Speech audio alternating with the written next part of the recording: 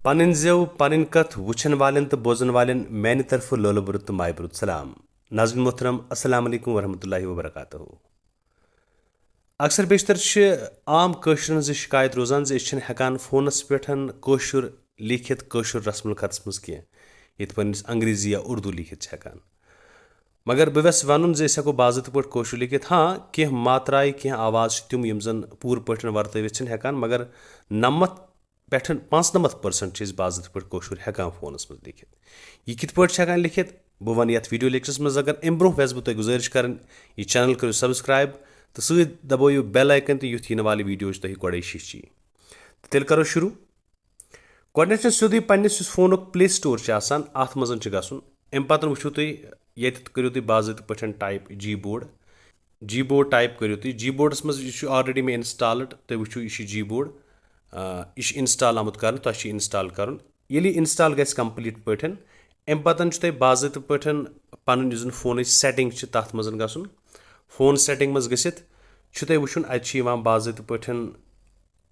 Option additional setting मज वुचो अत language and inputs पे करो क्लिक। अम पतन यह बाज़त पे वुचो तुम ये इनपुट मेथड्स तो अत मज करंट की बोर्ड कुछ यूज़ कर मे जी बोर्ड कोर्मुत इथे पे ये तो जी बोर्डस करो बाज़त पे टिक चूंकि इंस्टॉल कोर ओतान यम सात इंस्टॉल गो गो ये पे यह फोनस मज एडजस्टमेंट पूर पे तुहस की बोर्डस मज आव जी बोर्ड अम पे वो तुम लेखन कित पे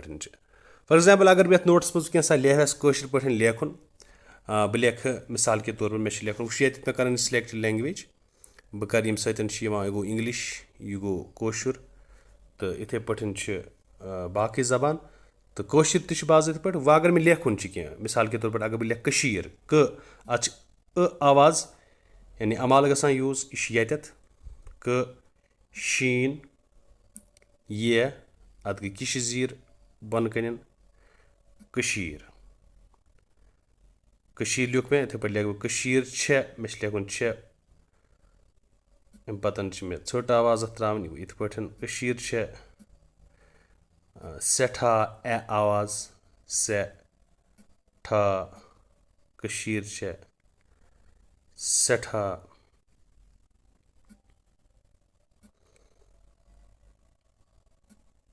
कशीर सेठा ए आवाज़ चूंकि बस यसान वर्तावन सही स्क्रिप्टस मज लेखन कशीर सेठा खूबसूरत अगर बह लेख खूबसूरत यह गो उल्ट पेश तह बाज़त पे ये वुचान खूबसूरत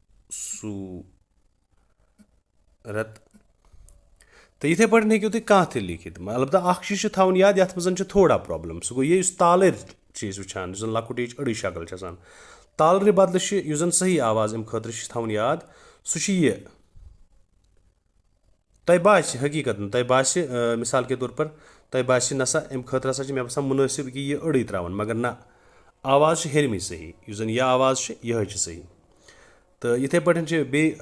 गसान प्रॉब्लम ये मिसाल के तौर पर बनिम मिसाल के तौर पर जन त्रा पे कन आवाज़ अत मगर अगर यह त्रा बन कन यह आवाज़ यम आवाज़ मे इत पे